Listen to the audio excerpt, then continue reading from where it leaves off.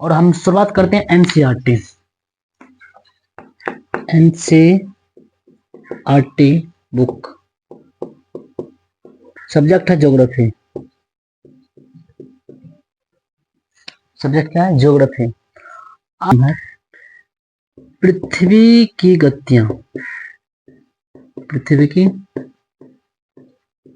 गतियां, ठीक है, पृथ्वी की गतियां। तो हम लोग जानते हैं कि पृथ्वी घूमता है हमारा, उसके बाद दिन और रात होती है, कभी अंधेरा होता है, कभी ऋतु, कभी धूप, कभी छांव, कभी मौसम चेंज होता है। तो इन्हीं पृथ्वी गतियों के कारण तो जानेंगे कि पृथ्वी गतियां होती क्या है। तो पृथ्वी की गतियां दो प्रकार की होती हैं। पहला घूर्णन, दूसरा परिक्रमण। पहला गति घूर्णन गति और परिक्रमण गति, ठीक है, इतना बात समझ में आ गया। पृथ्वी गति कितने प्रकार की होती है? दो प्रकार की। अब समझते हैं कि पृथ्वी की गति दो प्रकार की जो होती है, घूर्णन और परिक्रमण गति। आखिर पृथ्वी पे अंधेरा और उजाला, रात दिन, ऋतुओं में परिवर्तन किनके कारण होते हैं? आखिर पृथ्वी जब घूमती है तो आखिर हम लोग को पता क्यों नहीं चलती है?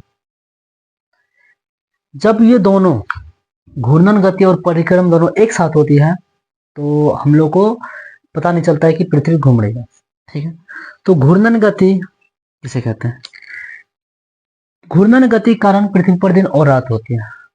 जब हम बात करते हैं ये हमारा पृथ्वी, कहते किसे? घूर्णन गति, ठीक है। घूर्णन हम कहेंगे किसे? और घूर्णन गति के कारण ही पृथ्वी पर दिन और रात होती है, ठीक है। और परिक्रमण गति के कारण पृथ्वी क्या होती है? ऋतुओं में परिवर्तन होती है। तो घूर्णन गति सबसे पहले, ये हमारा उत्तरी ध्रुव और ये दक्षिण ध्रुव, नॉर्थ पोल और साउथ पोल, नॉर्थ पोल और साउथ पोल, उत्तरी ध्रुव और दक्षिण ध्रुव, ठीक है। और इनके बीच जो एक रेखा जाती है उनको हम बोलेंगे अक्ष, जो इसका क्या होता है? झुकाव में है। तो हमको पता है कि हमारी पृथ्वी 23.5 डिग्री अक्ष पर झुकी हुई है। तो ये जो रेखा है ना, इसको हम मानेंगे, बोलेंगे अक्ष। क्या बोलेंगे? अक्ष। फिर यहां बात करते हैं अक्ष और परिक्रमण। अभी हम थोड़ा दूर जा रहे हैं इनसे। अक्ष और कक्ष, ये अक्ष अपने पृथ्वियों को बीच में ये केंद्र से होकर गुजरती है, इन रेखा को हम बोलेंगे अक्ष, ठीक है। और इनके बीच जब जाती है एक रेखा, इसको बोलेंगे विषुवत रेखा। क्या बोलेंगे? विषुवत रेखा। इसको क्या बोलेंगे? विषुवत रेखा, जो पृथ्वी के केंद्र से होकर कक्ष, पृथ्वी के केंद्र और कक्ष से होकर गुजरती है, इनको बोलेंगे कक्ष रेखा, विषुवत रेखा, सॉरी विषुवत रेखा, जिसका वैल्यू 0 डिग्री, ठीक है। और यहां पर अक्ष एवं विषुवत रेखा के बीच की कोण, ये हमारा कक्ष, यहां पर इनके बीच के जो कितना डिग्री होता है? 23.5 डिग्री। और ये अक्ष समझ में आ गया। और ये कक्ष तल, ये कौन सा तल? ये हमारा होगा कक्ष तल, ठीक है। कौन सी तल? ये हमारा कक्ष तल। इनके बीच का कोण 66.5 डिग्री। इनके बीच का कोण कितना डिग्री होता है? 66.5 डिग्री होती है, ठीक है। अब यहां पर समझते हैं हम लोग, ये हमारा पृथ्वी है, ठीक है।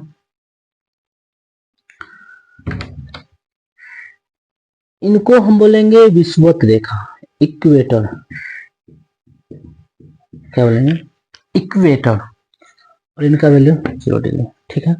इनके ऊपर क्या जाती है? कौन सी रेखा? कर्क रेखा। और इनको बोलेंगे मकर रेखा, ठीक है।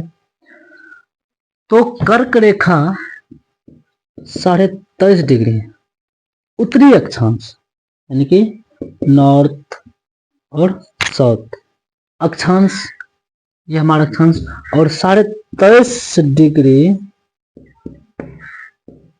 मकर रेखा दक्षिणी अक्षांश में स्थित है। ठीक है, ये अक्ष समझ में आ गया। ये जो लेटी लेटी है, अब हम बात करेंगे पृथ्वी जब ऐसे घूमेंगे तो क्या हो रही है, पृथ्वी की घूर्णन गति हो रही है, पृथ्वी घूम रही है। जब यहाँ पर समझते हैं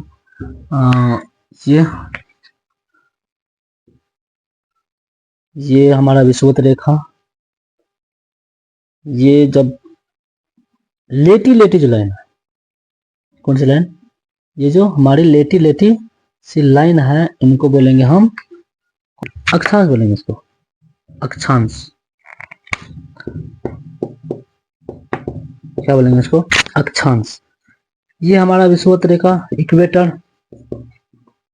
ठीक है, बात करते हैं पृथ्वी की गतियों के बारे में। हम अभी जाने कि पृथ्वी गति दो प्रकार की होती है, घूर्णन गति एवं परिक्रमण गति। तो घूर्णन गति के कारण पृथ्वी पर दिन और रात होती है। चलिए अब हम इसको समझते हैं कैसे दिन और रात होती है। ये हमारा सूर्य, ठीक है,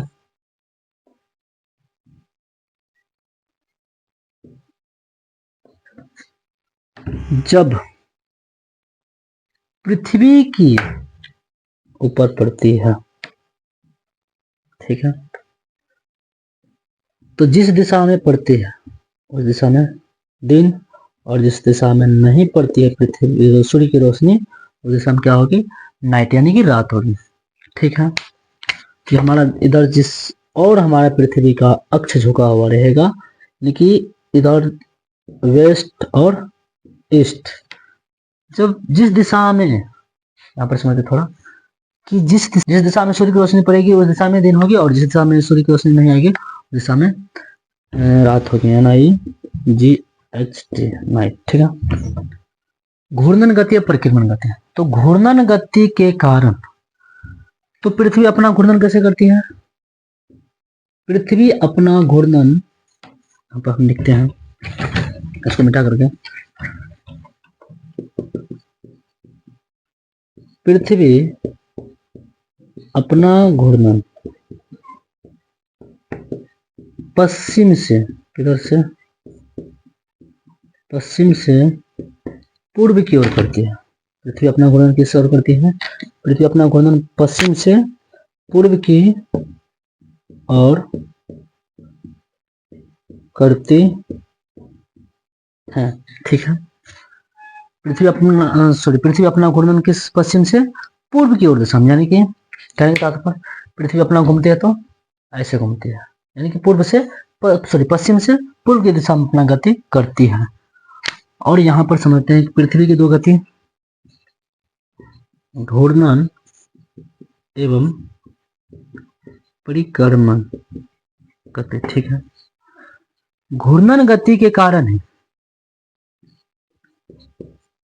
इनके कारण, घूर्णन गति के कारण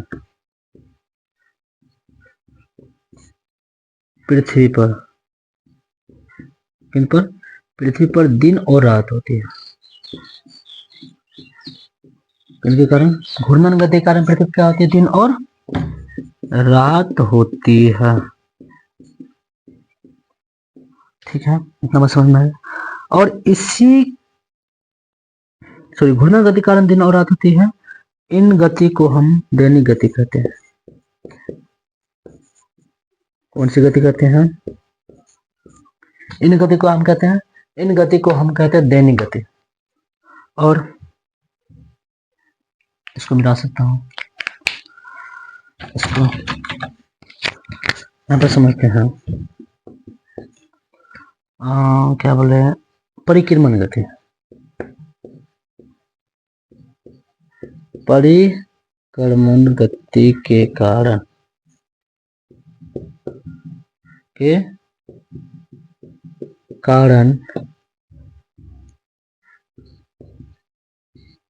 पृथ्वी में, परिक्रमण गति कारण ऋतुओं में परिवर्तन होता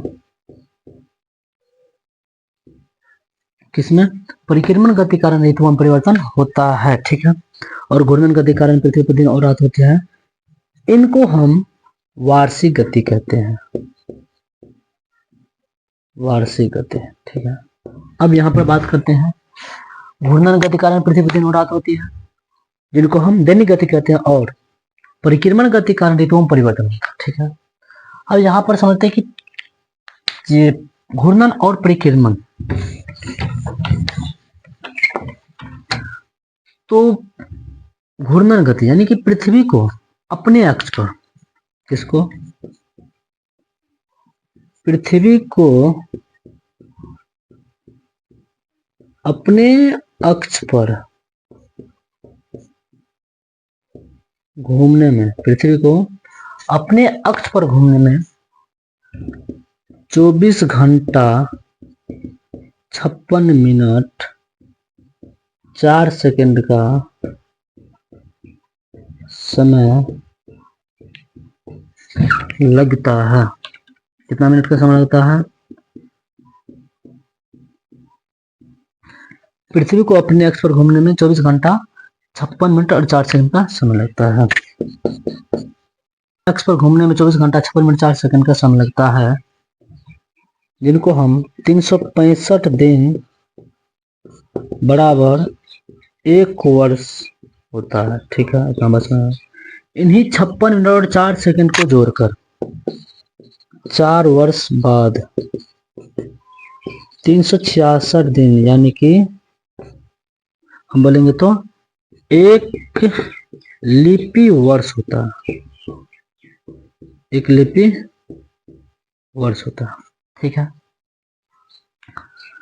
तो लिपि वर्ष कितने वर्षों के बाद आती है? तो 4 वर्षों के बाद 3 लिपि वर्ष आती है, और लिपि वर्ष जब आती है तो उसमें नाम 366 दिन बराबर 1 लिपि वर्ष और 365 दिन बराबर 1 वर्ष होता है, ठीक है।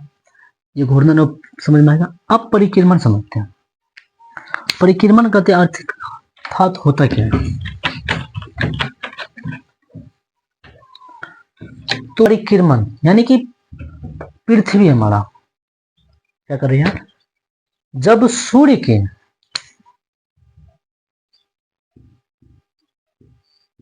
ये आपको पता है हमारे सौरमंडल में कुल 8 ग्रह है, और सौरमंडल का मुखिया हम पढ़ा चुके हैं कि सौरमंडल का मुखिया सूर्य होता है, ठीक है। और यहाँ पर ये जो परिक्रमण, तो पृथ्वी अपना जब गति करती है, घूर्णन करती, सॉरी परिक्रमण करती है, किसका? सूर्य का चारों ओर चक्कर लगाने में पृथ्वी को, किसका? सूर्य के चारों ओर चक्कर लगाने में पृथ्वी को क्या दिन का समय लगता है? 365 दिन का समय लगता है। कितना दिन का समय लगता है? कभी यहाँ कभी यहाँ कभी वहां। तो इन्हीं पृथ्वी जब सूर्य के चारों ओर चक्कर लगाती है, तो जिस और सूर्य की रोशनी पड़ती है पृथ्वी पर उस और दिन होती है, और जिस और नहीं पड़ती है सूर्य की रोशनी उस और क्या होती है? रात होती है, ठीक है। इतना समझिए। सूर्य के चारों ओर चक्कर लगाने में पृथ्वी को कितना दिन समय लगता है? 365 दिन का समय लगता है। इतना समझ में गया। उनके बाद बात करते हैं, ये सौरमंडल में कुल पता है आपको 8 ग्रह, जिनमें ये पृथ्वी हमारा एक ऐसा ग्रह है, मात्र एक ऐसा ग्रह पृथ्वी है जिस पर हम लोग अपना जीवन व्यतीत कर सके, यानी कि मनुष्य को रहने का जगह है। तो कौन सा जगह है? वो है पृथ्वी, जहां पर विशेष मात्रा में हमें सब कुछ की प्राप्ति मिल जाती है। हवा, ऑक्सीजन, वायु, ये सब एक ही चीज है। कम मात्रा में ठंडा, गर्म, यानी कि सब हमें एक लिमिटेड मात्रा में मिलती है यहाँ पर, ठीक है। अब यहाँ पर बात करते हैं परिक्रमण गति, समझ में आ गया। तो परिक्रमण गति कारण क्या होती है? ऋतुओं में परिवर्तन होती है। तो परिक्रमण पृथ्वी का सूर्य के चारों ओर, पृथ्वी को सूर्य के चारों ओर चक्कर लगाने में कितना दिनों का समय लगता है? 365 दिनों का समय लगता है। और ये घूर्णन समझ में आ गया, घूर्णन गति। घूर्णन, यहाँ पे घूर्णन लिखा हुआ है, सॉरी, ठीक है। परिक्रमण, ये इतना बात समझ में आ गया कि पृथ्वी अपने अक्ष पर 23.5 डिग्री झुका हुआ है। और यहाँ पर अब हम समझते हैं, घूर्णन समझ में आ गया, परिक्रमण समझ में आ गया, और यहाँ पर एक चीज और समझते हैं कि पृथ्वी की गति तो होती है, यहाँ पर घूर्णन गति का प्रभाव और परिक्रमण गति का प्रभाव क्या पड़ता है। घूर्णन गति का प्रभाव, यानी कि कहने का तात्पर्य हम लोग ये जानेंगे कि पृथ्वी अगर घूमेगा तो क्या होगा, अगर पृथ्वी गति अपना नहीं करेगी तब क्या होने वाला।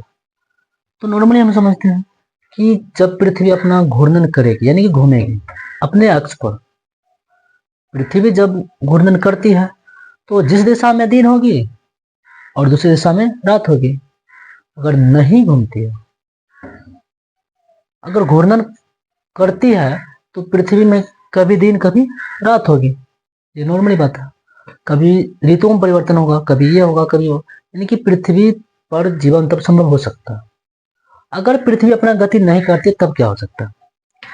तो नॉर्मली हम लोग समझते हैं पृथ्वी अपना गति नहीं करेगा तो सबसे पहले जिस दिशा में सूर्य की रोशनी रहेगी, ठीक है, सूर्य की रोशनी रहेगी, ये हमारा पृथ्वी सॉरी झुका हुआ अक्ष ना, और कक्ष तल ये हमारा, तो 23.5 डिग्री इनके बीच की दूरी 23.5 और कक्ष तल के बीच की दूरी 66.5 डिग्री जो होती है, ठीक है। तो जिस दिशा में सूर्य की रोशनी रहेगी उस दिशा में क्या होगी, यानी कि दिन, और जिस दिशा में सूर्य की रोशनी नहीं पड़ेगी उस दिशा में नाइट, यानी कि रात होगी, ठीक है, इतना बात समझ में आ गया। और घूर्णन नहीं करती है तो जिस दिशा में दिन थी उस दिशा में दिन ही रहेगी, और जिस दिशा में रात थी रात रहेगी। और यहाँ पर यह होगा कि जो चीजें चल रही थी हमारी रुक जाएंगी, यानी कि तब अगर पृथ्वी घूर्णन नहीं करती है तो पृथ्वी पर जीवन का रहना क्या हो जाएगा, बहुत मुश्किल हो जाएगा, यानी कि पृथ्वी पर भी जीवन का जीना तब बहुत मुश्किल हो सकता है यहाँ पर, ठीक है। और परिक्रमण गति, जब पृथ्वी सूर्य के चारों ओर चक्कर नहीं लगाती है तब क्या होगा भाई, जब सूर्य की चारों ओर चक्कर नहीं लगाएगी तो ऋतु तो बस एक ही जगह पर रुक जाएगी। जैसे हम मानते हैं ये हमारा पृथ्वी, ठीक है, यहाँ पर हो गया ऋतुओं में परिवर्तन किसके कारण, तो ये परिक्रमण कारण। हमको पता है कि परिक्रमण गति कारण ऋतुओं में परिवर्तन होती है।